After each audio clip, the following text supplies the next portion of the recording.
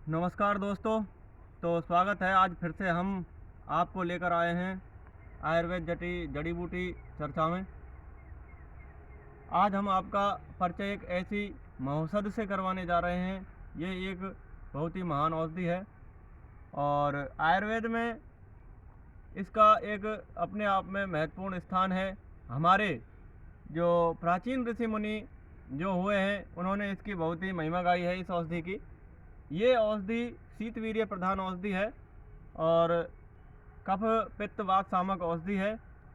इसका नाम है जलजमनी। हिंदी में इसे जलजमनी कहते हैं, पाताल गारुड़ी कहते हैं। संस्कृत में इसे छिलहिंट के नाम से जाना जाता है। इसका बॉटनिकल नेम है काक्यूलस स्प्रा। काक्यूलस स्प्रा इसका नाम है और इसे काक्यूलस सिलोसिस के नाम से भी जाना जाता है। दोस्तों, ये औषधि अपने गुणों के कारण बहुत ही प्रसिद्ध है, लेकिन इसकी कम उपलब्धता के कारण, क्योंकि यह लुप्त प्राय सी हो गई है, बाज़ार में इसकी उपलब्धता नहीं है। यह ऊंचे पर्वतीय क्षेत्रों और जंगलों के अंदर ही पाई जाती है। मवेशियों के चरवाहों के कारण, जैसे भेड़ बकरियों की यह पसंदीदा भोजन है, तो इसके कारण भी यह लुप्त हो रही है। हमने बड़ी ही मशक्क़त के बाद इसको खोज निकाला। यह पर्वतीय क्षेत्र है। यह अरावली पर्वतमाला की एक बहुत ही ऊंची श्रृंखला है जो कि राजस्थान के अलवर ज़िले में स्थित है। यह गांव घाटा भावर है। हनुमान जी का मंदिर पहाड़ के नीचे है जस्ट ही। तो हम इसकी खोज करते करते, हमको किसी महात्मा ने बताया था कि इस पहाड़ पर यह औषधि मिलती है। तो हम इसकी खोज करते करते हुए यहाँ आए और हमने आखिर इसको खोज निकाला। दोस्तों, ये इतनी शीतवीर्य है कि अगर आप इसको निचोड़कर पानी में डाल देते हो तो उससे पानी दही की तरह जम जाता है। आप इसको कुचल कर इसका चूर्ण बनाकर पानी में डालकर रख दीजिए 2-4 घंटे के लिए। आप देखोगे कि पानी दही की तरह जम जाता है। यह औषधि अनेकों रोगों में प्रयुक्त है। तो कुछ रोगों में इसका बहुत ही अच्छा प्रयोग, प्रमाणिक जो प्रयोग है वो मैं आपको बता रहा हूँ कि जैसे युवक भाइयों में और माता बहनों में जो प्रदर और युवकों में स्वप्न दोष की जो समस्या है, उसके लिए ये बहुत ही गुणकारी है। श्वेत प्रदर, रक्त प्रदर और स्वप्न दोष के लिए आप लीजिए इसका 50 ग्राम चूर्ण। पहले आप इसकी पहचान कर लीजिए अच्छी तरह। ये देखो, यहाँ दीवार में प्राकृतिक रूप से उगाई है। और भाई आप इधर दिखाइए, यहाँ पर भी ये उगी हुई है ज़मीन पर। ज़रा गौर से दिखाओ।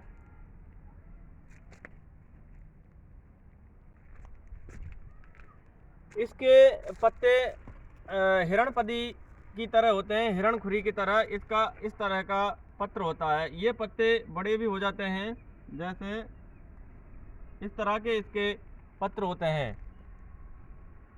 ये रोमस मुलायम और बहुत ही चिकना होता है इसका पत्र। तो आप इसके 50 ग्राम इसके पत्ते लीजिए और आप 10 ग्राम ले लीजिए गोंद कतीरा और 30 ग्राम बबूल का गोंद। मैं फिर से एक बार फिर बता देता हूँ आपको। 50 ग्राम इसके पत्ते जलजमनी के, 50 ग्राम जलजमनी के पत्ते, 10 ग्राम गोंद कतीरा, 30 ग्राम बबूल का गोंद और 60 ग्राम त्रिफला, हरड़ वैड़ा आंवला।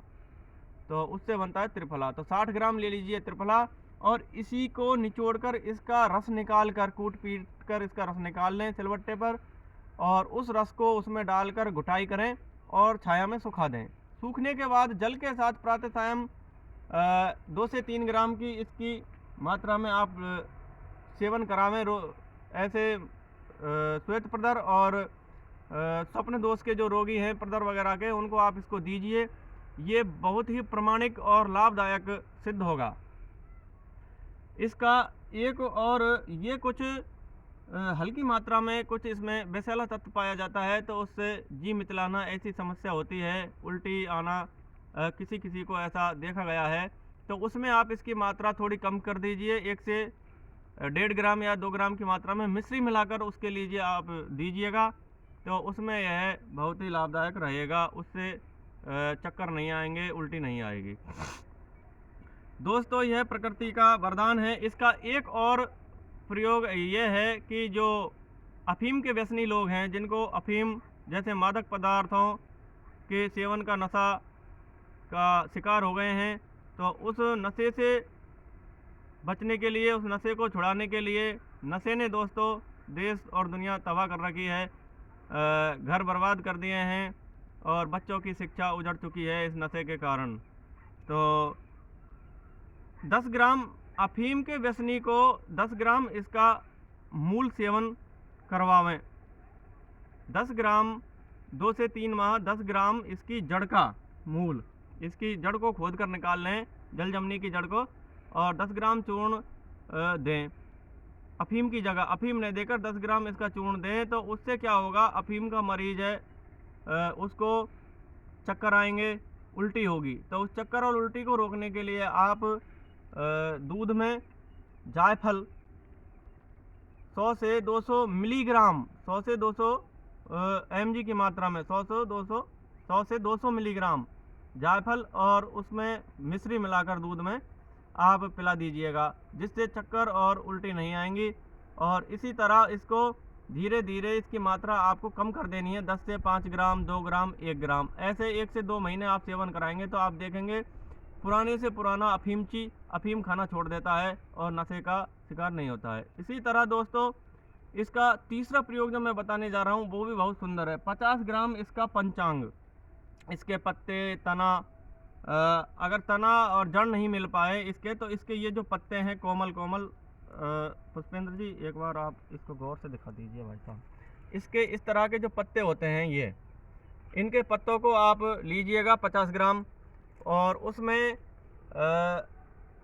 आप लीजिए 25 ग्राम लीजिए गोंद कतीरा, 50 ग्राम पत्ते, 25 ग्राम गोंद कतीरा और 15 ग्राम छोटी इलायची के बीज और 15 ग्राम बबूल का गोंद।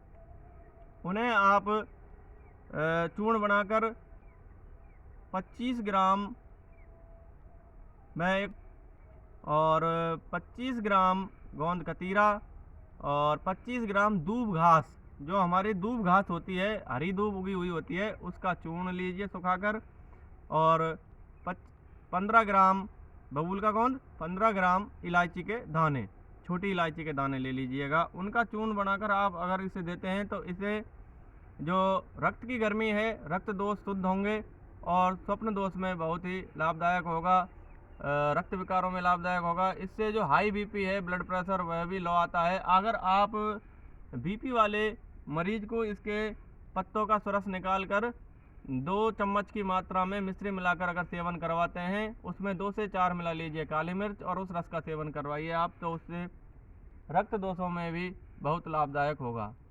तो दोस्तों ये ऐसी बहुत ही उम्दा वनस्पति है कि इसका किसी भाषा में फरीद बूटी भी कहा गया है, क्योंकि यह जल को जमा देती है। आप इसका प्रयोग करके एक बार अवश्य देखें और स्वास्थ्य लाभ उठाएं। दोस्तों लाइक और कमेंट अवश्य करें। धन्यवाद।